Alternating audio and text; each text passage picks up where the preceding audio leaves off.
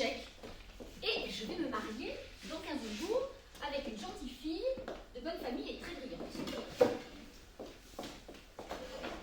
Qu'est-ce que tu fais? Je cherche le capuchon de mon feutre. Bon, ça suffit. Mais je l'avais il y a 5 minutes.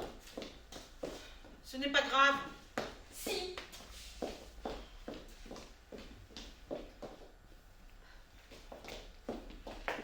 Bon, arrête, on en achètera un autre.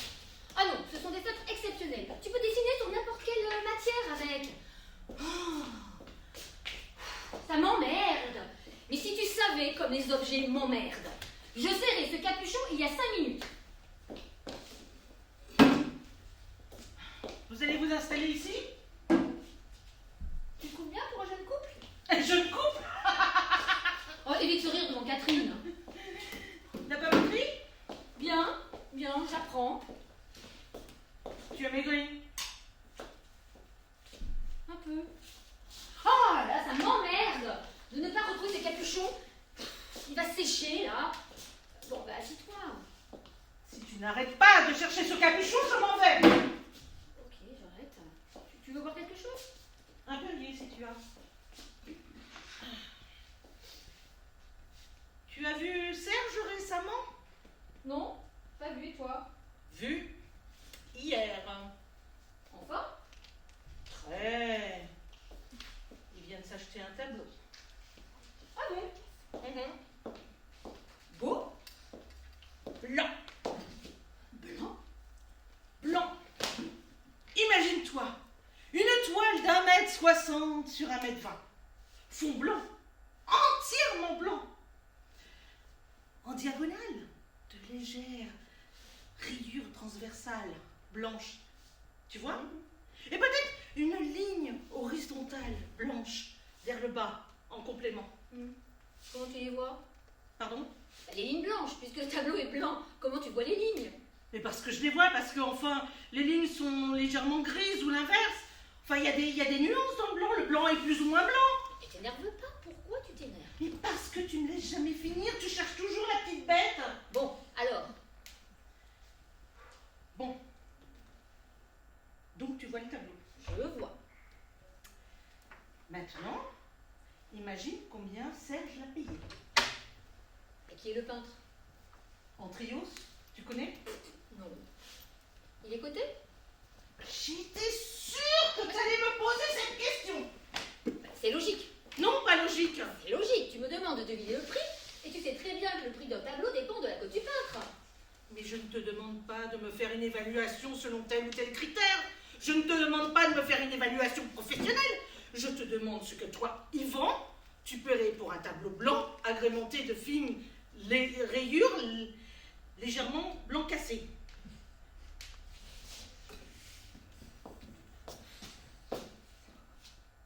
Zéro centime. Ah! Bien! Bien. Maintenant, Serge, articule un chiffre au hasard. 20 000? 50 000? 100 000? Vas-y. 15? 20? 20. 20 briques. 20 briques? 20 briques. Non. Si. 20 briques? 20 briques. Mais il est dingue! N'est-ce pas?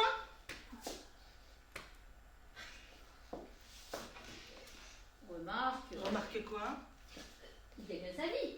Si ça lui fait plaisir, Ah, c'est comme ça que tu vois les choses. bah pourquoi tu le vois comment toi? Tu ne vois pas ce qui est grave là-dedans. Non, pas du tout. C'est dingue que tu ne perçois que la surface, que tu ne perçois pas ce qui est grave là-dedans, Mais qu'est-ce qui est grave? que tu ne vois pas ce que cela traduit. Tu veux encore des notes cajou? Tu ne vois pas ce qui est grave. Tu ne vois pas que, subitement, notre ami Serge se prend pour un collectionneur. Notre ami fait partie maintenant du Gotha des grands amateurs d'art. Mais non. Mais bien sûr que non. À ce prix-là, il fait partie de rien, Yvan. Et lui, il le croit. Ah oui? Ça ne te gêne pas.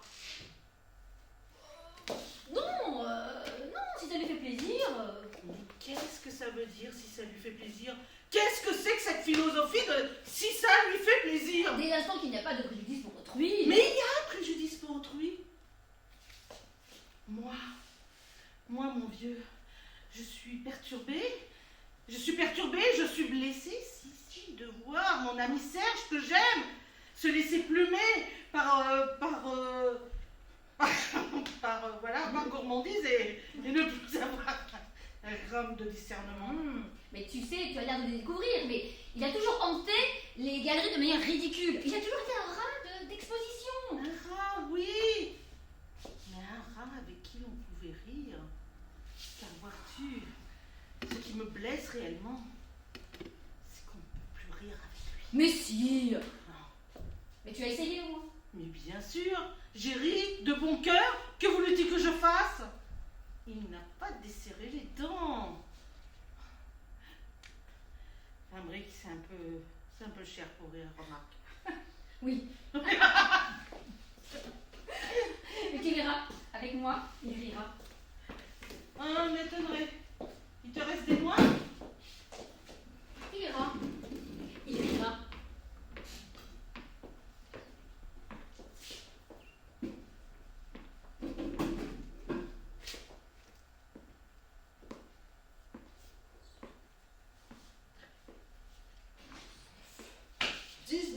Sur 26. Tiens, Figaro, voilà mon petit chapeau. Le trouves-tu mieux ainsi? Sans comparaison, ma charmante. Oh, que ce joli bouquet virginal est doux, élevé sur la tête d'une belle fille. Du matin des noces, à l'œil amoureux d'un époux. Que me fais-tu donc là, mon fils? Je regarde ma petite Suzanne, si ce beau lit que Monseigneur nous donne aura bonne grâce ici. Dans cette chambre? Et il nous la cède. Et moi, je n'en veux point. Pourquoi? Je n'en veux point. Mais encore? Elle me déplaît. Mais on dit une raison? Si je n'en veux pas dire. Oh, quand elles sont sûres de nous! Prouver que j'ai raison, faudrait t'accorder que je puisse avoir tort. Mais tu es mon serviteur ou non? Attends, tu prends de l'humeur contre la chambre du château la plus commode et qui tient le milieu des deux appartements. La nuit, si madame est incommodée, elle sonnera de son côté. Zeste, en deux pas, tu es chez elle. Monseigneur veut-il quelque chose? Il teintera du sien. Crac, en 3 sauts, me voilà rendu. Fort bien. Mais quand il aura teinté le matin pour te donner quelques bonnes et longues commissions, zeste, en deux pas, il est à ma porte et craque en 3 sauts. Qu'entendez-vous par ces paroles? Mais il faudrait m'écouter tranquillement. Mais qu'est-ce qu'il y a, mon Dieu? Il y a mon ami que, là de courtiser les beautés des environs, monsieur le comte Almaviva veut rentrer au château, mais non pas chez sa femme. C'est sur la tienne, entends-tu, qu'il a jeté ses vues, auquel il espère que ce logement ne durera pas.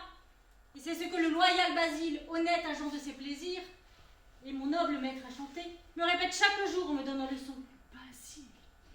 Oh, mon mignon.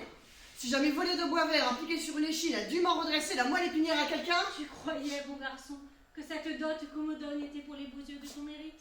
Oui, j'avais assez fait pour l'espérer, oui. Que les gens d'esprit sont bêtes. On le dit. Mais c'est qu'on ne veut pas le croire. On a tort. Apprends qu'il a destine à obtenir de moi, secrètement, certains quarts d'heure cela seul, qu'un ancien droit du Seigneur, tu sais s'il était triste. Mais je le sais tellement que si Monseigneur en se mariant n'eût pas aboli ce droit honteux, jamais je ne puisse épouser dans ces domaines. Eh bien, s'il l'a détruit, il s'en repent aujourd'hui. Et c'est de ta fiancée qu'il veut le racheter. Ah, mon front, c'est une surprise. Et mon front fertilisé. Ah. Ne le frotte donc pas. Mais quel danger? S'il venait d'un petit bouton, des gens superstitieux. Mais tu ris. Quelle bonne. S'il y avait un moyen de tromper ce vieux trompeur, de le faire donner dans un bon piège et d'empocher son or. De l'intrigue et de l'argent, te voilà dans ta sphère. Ce n'est pas la honte qui me retient. La crainte. Ce n'est rien d'entreprendre une chose dangereuse, mais d'échapper au péril en la menant à bien. Parce que rentrer chez quelqu'un la nuit, lui souffler sa femme et prendre 100 coups de fouet pour la peine, rien n'est plus aisé. 1000 ce coquins ont fait. Mais... Voilà Madame éveillée. Elle m'a bien recommandé d'être la première à lui parler le matin de mes noces. Qu'est-ce qu'il y a encore là-dessus? Le berger dit que cela porte bonheur aux épouses délaissées. Adieu, mon petit Figaro. Oh, Rêve à notre Eiffel. pour m'ouvrir l'esprit, donne un petit baiser. À mon amant aujourd'hui, je t'en souhaite. Et qu'en dirait demain mon mari? Eh bien, C'est que tu n'as pas dit de mon amour. Considérez-vous important de m'en parler du matin jusqu'au soir? Mais quand je pourrais te le prouver du soir jusqu'au matin.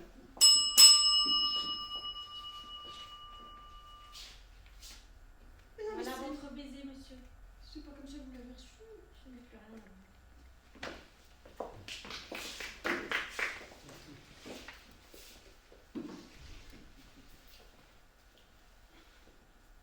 Je ne peux pas ne pas me marier. Je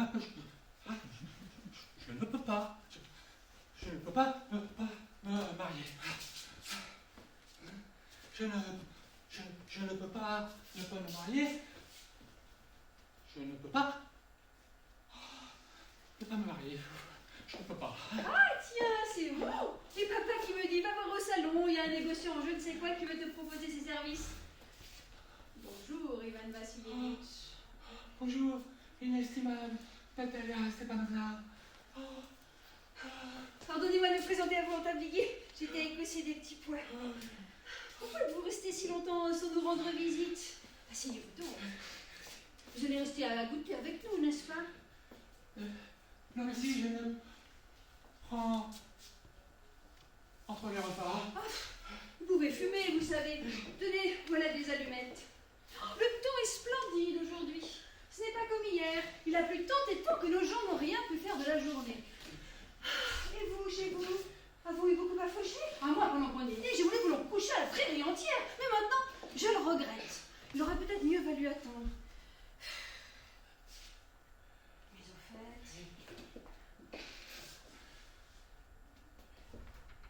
Que se passe-t-il?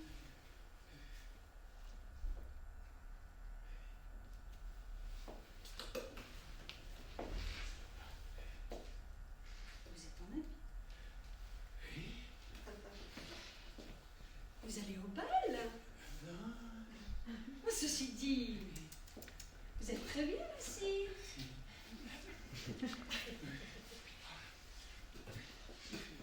Écoutez-moi, inestimable Natalia Stepanovna, il faut que vous m'écoutiez, que vous m'écoutassiez.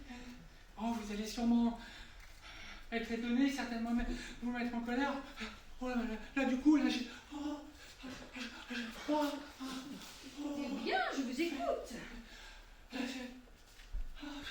Je tâcherai d'être... Bref, vous n'ignorez pas, inestimable Natalia Stepanovna, qu'il y a longtemps, bien longtemps, que j'ai l'honneur de connaître votre famille. Ma défunte tante et son mari, de qui, vous n'ignorez pas, j'ai hérité ma terre, professaient une estime singulière pour votre père et votre défunte mère.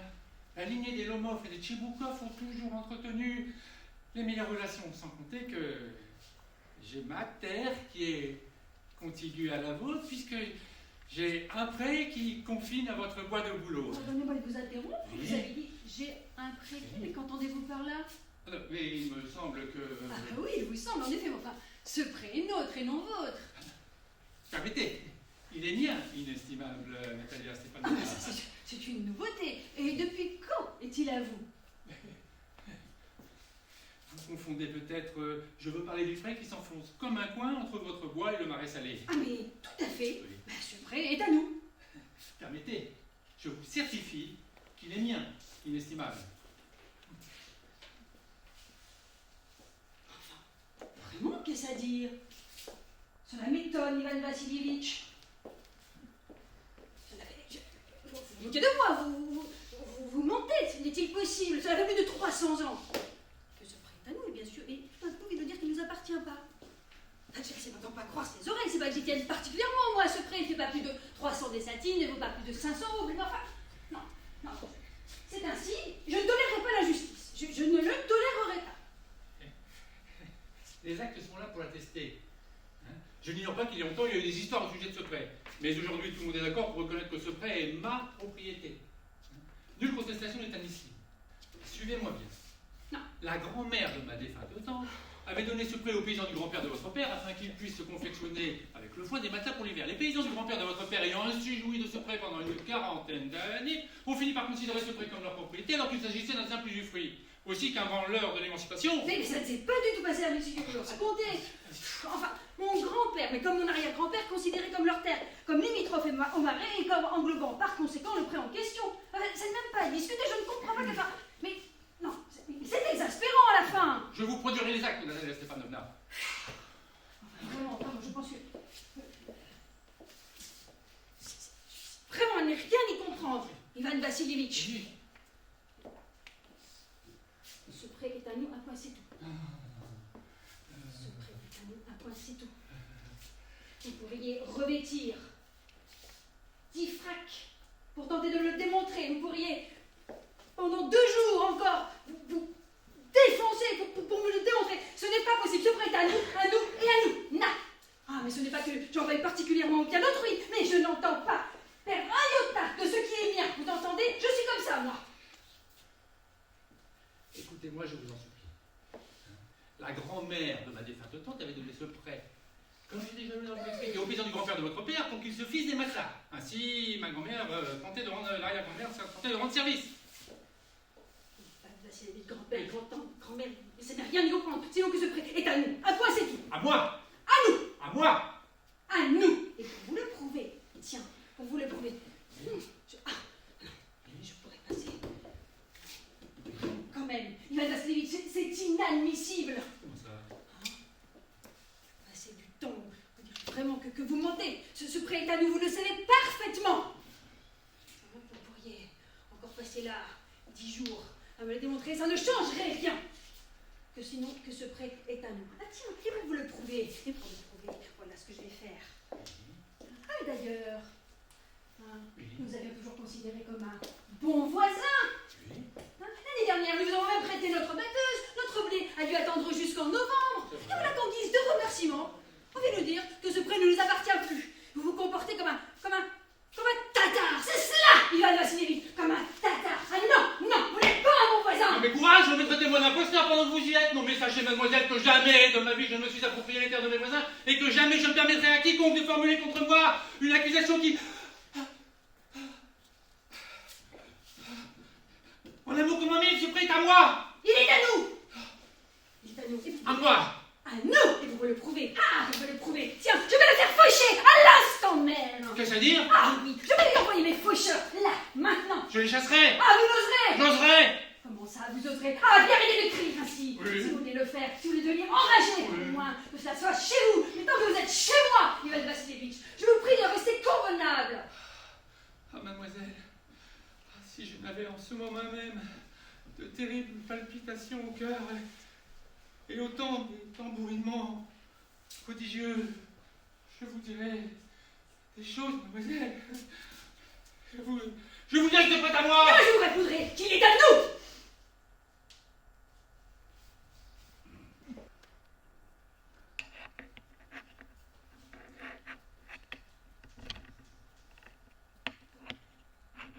N'est-il pas monstrueux que ce comédien, pour une simple fiction, pour l'ombre d'une douleur, puisse plier si fort son âme et son texte, que tout son visage en devienne blanc, qu'il y ait des larmes dans ses yeux, de la folie dans ses gestes, et que tout en lui se conforme au vouloir de l'idée. Et tout ça pour rien, pour Écube.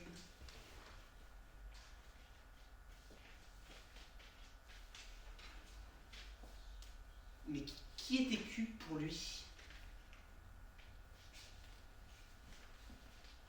Qui est-il, lui, pour Écube?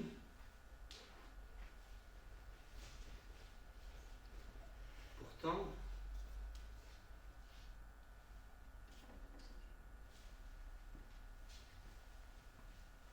il la pleure. Que ferait-il s'il avait le besoin impérieux de souffrir que j'ai, moi? Il noierait la scène sous ses larmes, déchirerait les cœurs d'ignobles cris, affolerait les coupables et épouvanterait les innocents. Ce serait la stupeur de l'œil l'œil et de l'oreille. Mais moi,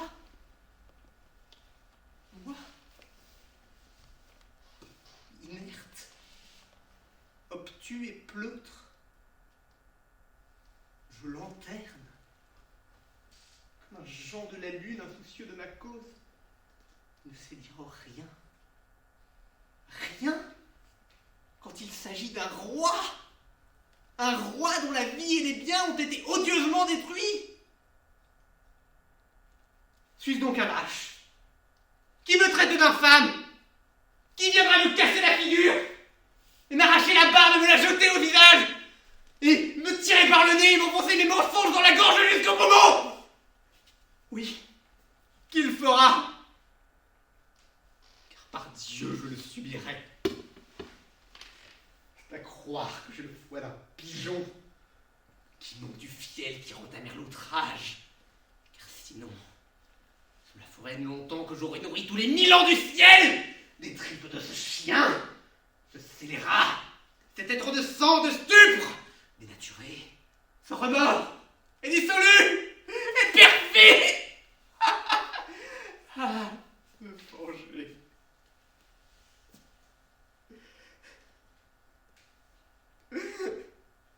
Mais quel âne je suis! Qui êtes-vous? Moi, le tendre fils d'un père assassiné! Je déballe mon cœur avec des mots. Vous sorturiez pour une putain ou pour une barde! Quelle horreur!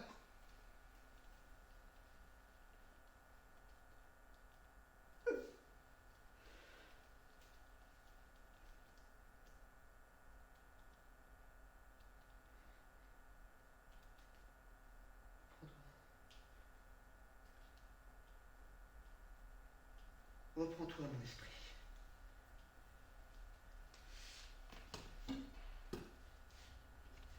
J'ai entendu que certains criminels,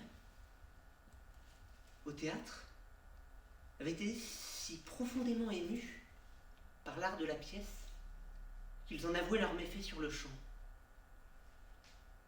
Car le meurtre, bien que sans langue, peut parler de bouche miraculeuse. Je vais faire jouer ces comédiens. Je leur ferai jouer, devant mon père, une pièce rappelant le meurtre de mon oncle. Et je l'observerai. Je le sonderai. S'il tressaille, je sais bien ce que je ferai. L'esprit que j'ai vu est peut-être le diable, qui a le pouvoir de prendre des formes plaisantes. Et au vu de mon trouble, ma mélancolie, et de l'empire qu'il a sur ce genre d'humeur, il est probable qu'il m'abuse afin de me perdre. Je dois baser sur plus que je n'ai vu. Le théâtre est le lieu où je prendrai la conscience du roi.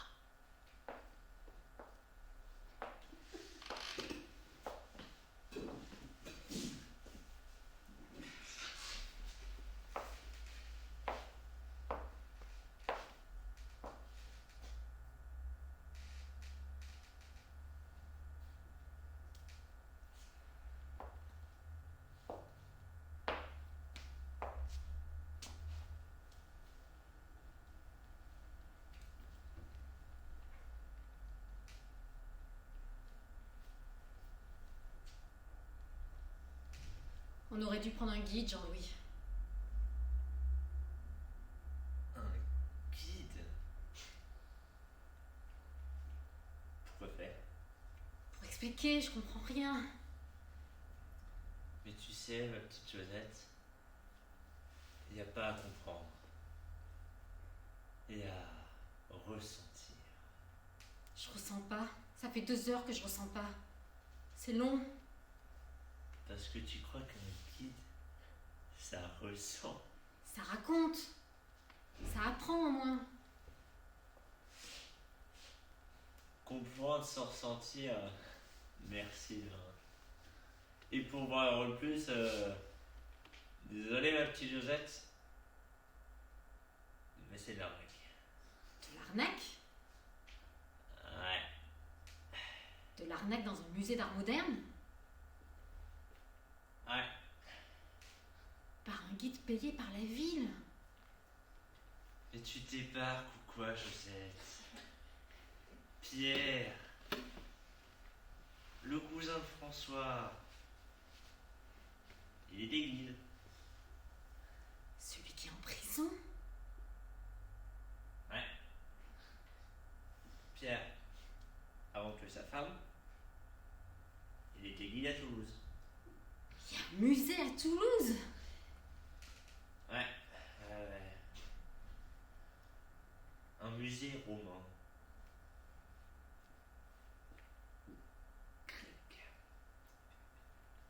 Non.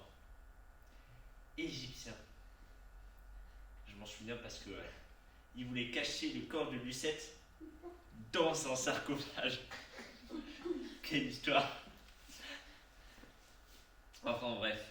Pierre, il apprenait par cœur le prospectus.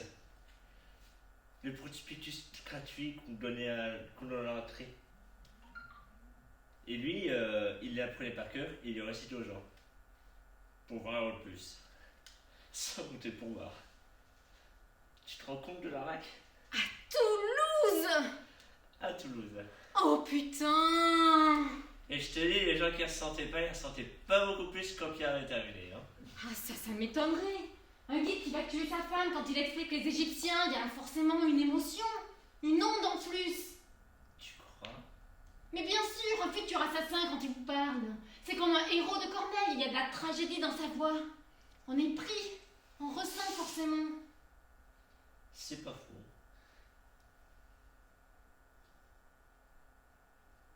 Et alors? Les héros de Corneille eux aussi, ils apprenaient leur texte par cœur. C'est comme le prospectus. C'est jamais le héros qui l'écrit. Ouais, ok. C'est vrai. Excuse-moi, c'est des cons à Toulouse. Les Je gens vois pas la différence entre une visite par un guide normal et une visite par un guide qui va étrangler sa femme. Mais j'en sais rien, je connais pas Toulouse. Tu connais pas Toulouse en plus! Non.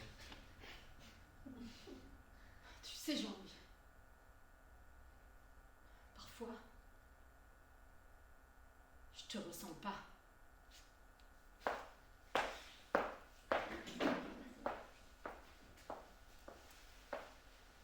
Un instant, s'il vous plaît. J'arrive.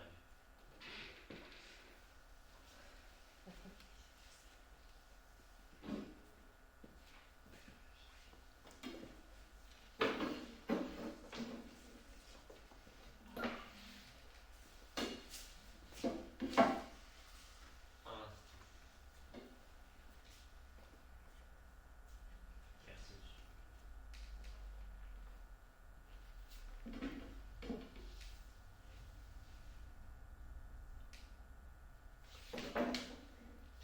Je me souviens tout d'un coup de la manière dont ma mère m'a appris à pisser debout.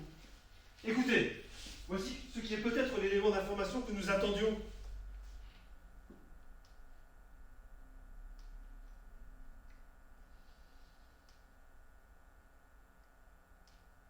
Ce qui a décidé de mon tempérament, ce qui m'a amené à vivre cette épreuve, avec des désirs qui répugnent à ma conscience, et une conscience qui répugne à mes désirs.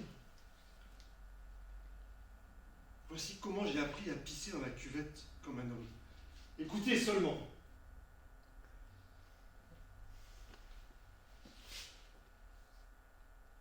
Je me tiens debout, au-dessus du niveau liquide circulaire, ma quéquette de bébé gentiment pointée en avant, pendant que ma maman, assise à côté de la cuvette des cabinets, sur le bord de la baignoire, règle d'une main le débit du robinet, d'où s'écoule un filet d'eau que je suis censé imiter, et de l'autre, me titille le dessous de la queue, Je répète, me titille la queue. Elle s'imagine, je suppose, que c'est le meilleur moyen pour faire s'écouler le jet au bout de ce machin. Et je ne vous le cache pas, cette dame n'a pas tort. Fais-moi un joli pissou, Boubala. Fais un joli pissou pour ta maman, me recoule maman. Alors qu'en vérité, ce qui est en train de se jouer là, debout, avec sa main sur mon zob, détermine selon toute probabilité mon avenir. Un tempérament d'homme est en train de se jouer, une destinée se modèle. Ou peut-être pas. Pour ce que vaut cette information, en présence d'un autre homme, je suis tout simplement incapable de lâcher une goutte d'eau. Ma vessie distendue peut prendre les pompes en saut d'une pastèque, mais interrompue par une présence étrangère avant que... Bon, vous voulez tout savoir? Eh bien, je vous dis tout. Docteur, à Rome, le singe et moi avons ramassé une vulgaire putain dans la rue pour l'emmener coucher avec nous. Bon, ben voilà. C'est sorti. Il a fallu pas mal de temps, on dirait. Et l'autobus? L'autobus? Ce qui m'a empêché d'envoyer mon foutre sur le bras de cette chixeuse. Le bon sens, me direz-vous? Un peu de décence? La raison, comme on dit, prenant le dessus? Eh bien, elle était où, la raison? Cet après-midi, en rentrant de l'école, pour trouver ma mère absente, et le réfrigérateur garni d'un morceau violacé de foie cru. Je crois vous avoir déjà parlé de ce morceau de foie que j'avais acheté dans une boucherie et que je m'étais tronché derrière un panneau d'affichage en me lançant sur la route pour ma leçon de bar mitzvah. Eh bien, votre sainteté, je vais tout vous avouer.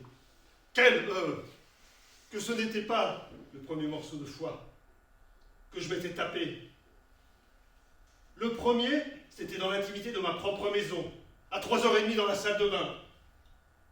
Et ce même morceau, je me l'étais tronché à nouveau au bout de la fourchette à 5h30, en présence de ma pauvre et innocente famille. Eh bien voilà, la pire action que j'ai jamais commise. J'ai baisé le dîner de ma propre famille.